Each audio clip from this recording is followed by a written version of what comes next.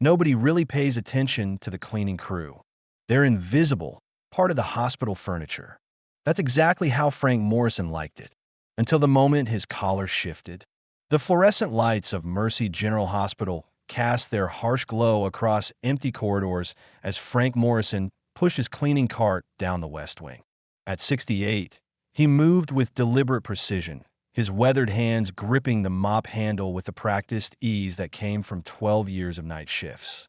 It was 2:30 a.m. in Cedar Falls, Michigan. The emergency room had been quiet for the past hour, with only the occasional ambulance call breaking the silence.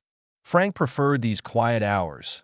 No doctors rushing past without acknowledgement, no worried families crowding the hallways. Just him, the empty corridors, and the familiar rhythm of wheels on linoleum. Frank had started working at Mercy General in 2011, not long after his wife Margaret had passed away from cancer in this very building. The irony wasn't lost on him. Cleaning the place where he'd spent so many sleepless nights holding her hand, watching monitors, praying for miracles that never came. But somehow, being here made him feel closer to her memory. The job suited him perfectly. Night shift meant fewer people, fewer questions, fewer chances for someone to notice the way he carried himself or the old habits that sometimes surfaced when he thought no one was watching. Frank Morrison, hospital janitor, was exactly who he wanted to be. Quiet, unnoticed, forgotten. As he reached the nurse's station in the cardiac wing, Frank began his usual routine. Empty the trash bins, sanitize the countertops, mop the floor in systematic patterns. It was methodical, almost meditative, the same way he'd once cleaned his rifle in the humid jungles of Vietnam 47 years ago. Sarah Chun had been working the night shift in the cardiac unit for 8 months. At 26, she was one of the younger nurses on staff, but her sharp instincts had already earned respect from colleagues. She'd chosen night shifts partly for the pay differential, but mostly because she enjoyed the quieter pace. Tonight, she was catching up on patient charts when she noticed the cleaning man working nearby. She'd seen him countless times before, the older gentleman with the gray beard who moved through the hospital like he'd memorized every inch of it. "Excuse me," Sarah called softly. "Could you avoid room 314 for another hour?" Mr. Patterson finally fell asleep. Frank looked up from his mop bucket, meeting her eyes with a gentle nod. "Of course, miss. I'll circle back later." His voice was quiet, gravelly from years of cigarettes he'd quit decades ago. "Thank you. I'm Sarah, by the way. I don't think we've been properly introduced." "Frank Morrison," he replied, extending a weathered hand. "Been working these floors for about 12 years now." As they shook hands, Sarah noticed the strength in his grip. Not the soft handshake of someone who'd spent his life in easy work, but the firm grasp of a man who'd done hard things. There was something else, too, something in his posture and the way his eyes quickly scanned the hallway before returning to her face. She'd seen that kind of awareness before, in her brother who'd served 2 tours in Afghanistan. "Well, Frank, it's nice to finally meet you properly. You do excellent work here." Frank's expression softened slightly. "Thank you, miss. That means more than you know." An hour later, Frank returned to finish cleaning around room 314. Mr. Patterson was still sleeping soundly, his heart monitor beeping steadily. Frank worked quietly, his movements practiced and efficient. As he reached up to dust a high shelf near the nurse's station, his uniform collar shifted slightly. Sarah happened to be looking up from her computer at that exact moment. In the harsh fluorescent light, she saw something that made her pause. There, just above the collar of Frank's work shirt, was the edge of what looked like a tattoo.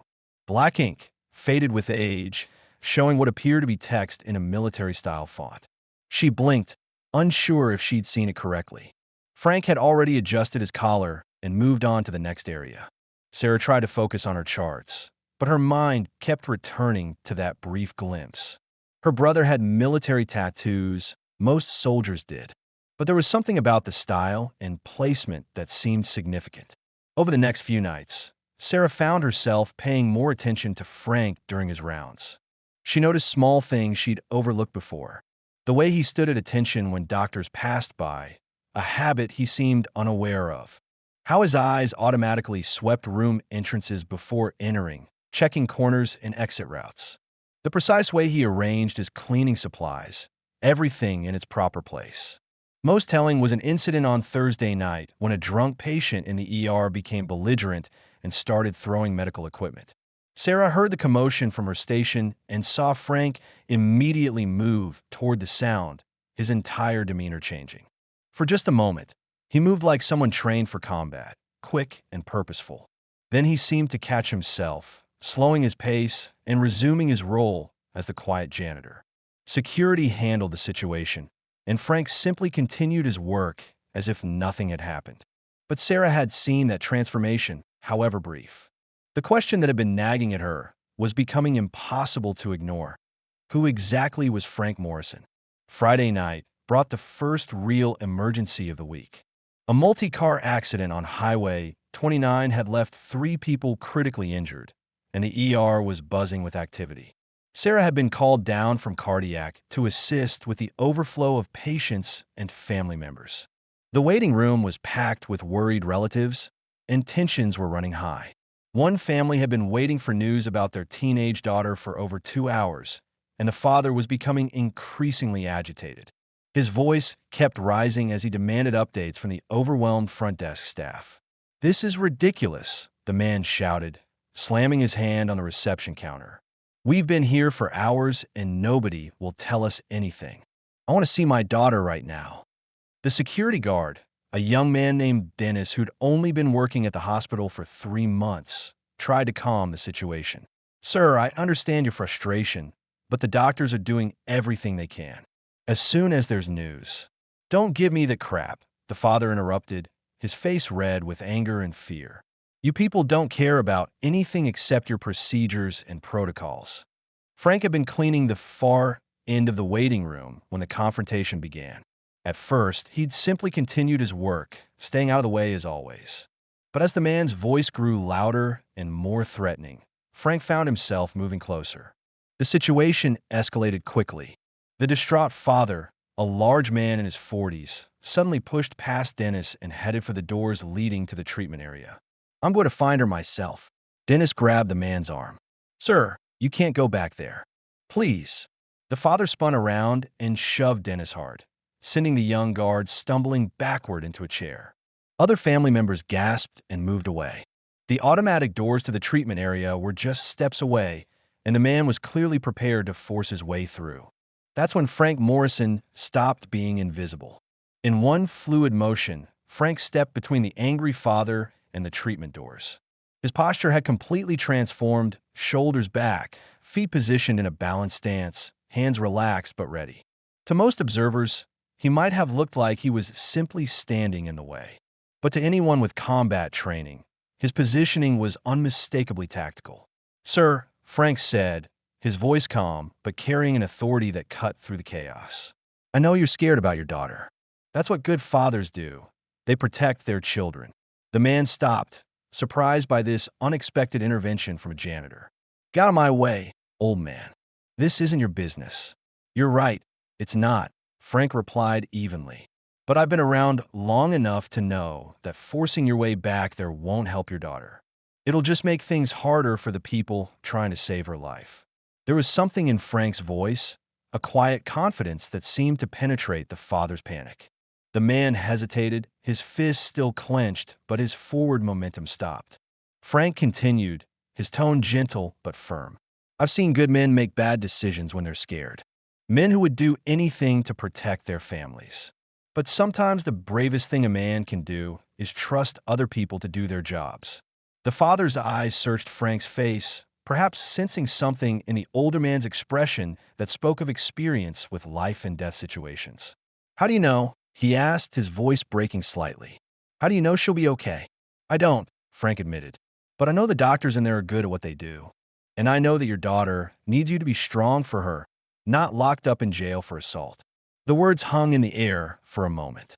The father looked around the waiting room, suddenly aware that everyone was watching him.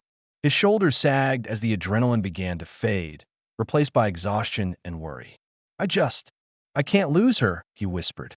"You won't," Frank said firmly. "But you need to let them work. The man nodded slowly and allowed Dennis to guide him back to the seating area.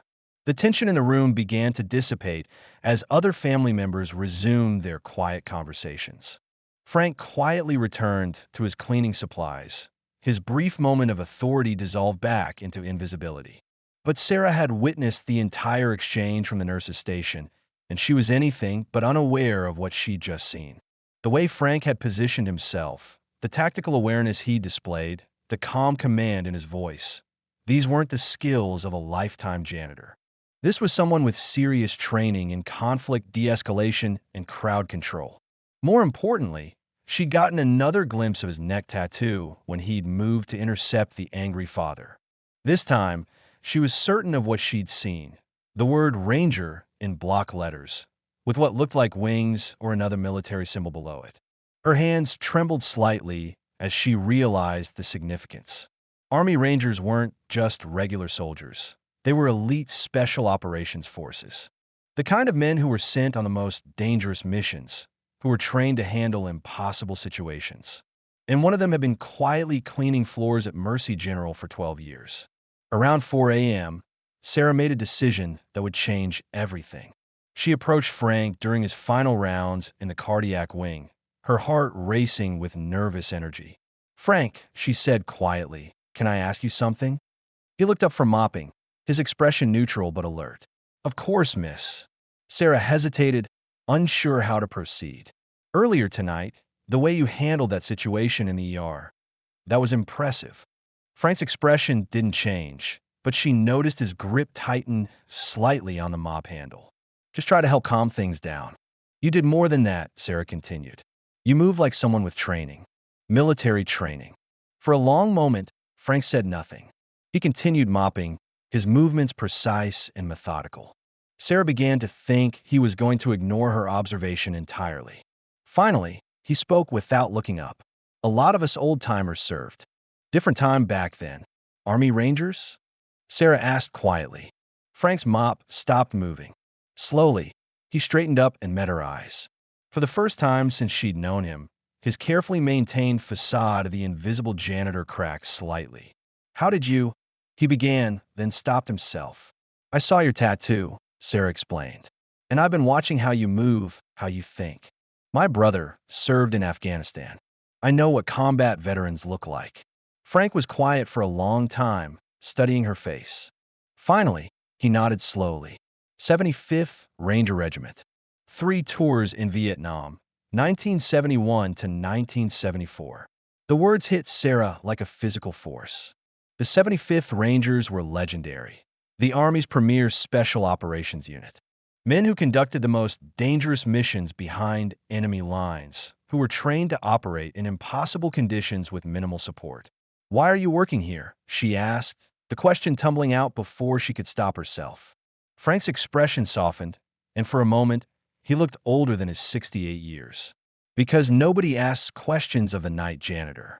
Nobody expects anything from him except clean floors and empty trash cans. But you were a ranger. You could have done anything after the service. Government contractor, private security, training. Could have," Frank interrupted gently. "But I'd seen enough violence for 10 lifetimes. When I came home, all I wanted was peace." Margaret understood that. She never pushed me to be anything other than what I wanted to be. Margaret, my wife. She passed away 12 years ago. Cancer. Frank's voice carried the weight of old grief. "I started working here after her funeral. Seemed like the right place to disappear." Sarah felt tears welling up at her eyes. Here was a man who had served his country in one of the most elite military units in the world, who had probably saved countless lives and completed missions that would never be declassified, and he had chosen to spend his golden years quietly cleaning floors in a hospital where his wife had died. "Frank," she said quietly, "do you ever miss it? The action, the importance of what you were doing?" Frank considered the question carefully. "I miss my brothers in arms," he said finally. "I miss the certainty of the mission, knowing exactly what needed to be done and how to do it. But I don't miss the killing. I don't miss watching good men die for reasons they didn't understand." He paused, looking down the empty hospital corridor. What I've learned is that serving others doesn't require a uniform or a rank. Every night, I help keep this place clean and safe for people who are fighting their own battles. That's mission enough for me. Sarah wiped her eyes, embarrassed by her emotional reaction, but unable to stop herself. I think what you're doing is beautiful, Frank. Really? Frank smiled, a genuine expression that transformed his weathered features. Thank you, miss. That means more than you know. As they stood in the quiet hospital corridor, Sarah realized she was looking at a true hero, not the kind that got medals and parades, but the kind that served quietly, without recognition or thanks. Frank Morrison had earned the right to be invisible, to find peace in routine and anonymity. From that night forward, their interactions were different. Not obviously. Frank continued his quiet rounds, and Sarah maintained her professional demeanor. But there was an unspoken acknowledgement between them, a recognition of shared respect for service and sacrifice. Sometimes, during particularly quiet nights, they would talk briefly about Frank's time in the service, though he never went into detail about specific missions or operations. Sarah learned that he had earned multiple decorations, including a Silver Star for heroism in combat, though he kept those memories locked away. More often, they talked about Margaret, whom Frank described as the strongest person he'd ever known. She had waited for him through 3 combat deployments, never complaining about the months of silence or the nightmares that followed his return. She used to say that everyone needs a purpose, Frank told Sarah one night as he cleaned around the nurse's station. Mine was taking care of her. After she was gone, I thought my purpose was gone too. But then I realized she was still teaching me, even after she passed. What did she teach you? That service doesn't end when you take off the uniform. It just changes form. As weeks passed, Sarah began to understand that Frank Morrison had found something that many veterans struggled to achieve: true peace with his past and purpose in his present. He had traded the high-stakes world of special operations for the quiet dignity of honest work, and he had done so without regret. The hospital staff never knew that the quiet janitor who cleaned their floors and emptied their trash cans was a decorated war hero who had once operated behind enemy lines in some of the most dangerous territory on Earth. To them, he remained invisible, part of the hospital furniture. But to Sarah, Frank Morrison represented something profound about service, sacrifice, and the many ways that heroes choose to spend their lives. He had earned his anonymity through decades of extraordinary service, and he had chosen to use it to serve others in the most humble way possible. In a world that often celebrated the loud and the flashy, Frank Morrison had found honor in invisibility, purpose in routine, and peace in being exactly who he chose to be. He was proof that true heroes don't need recognition or fame. They just need the chance to serve, in whatever form that service takes. And every night, as he pushed his cleaning cart through the empty corridors of Mercy General Hospital, Frank Morrison continued to serve, quietly, humbly, and with the same dedication that had once made him one of America's finest soldiers. The only difference was that now, at least one person saw him for who he truly was. And for Frank Morrison, that was enough.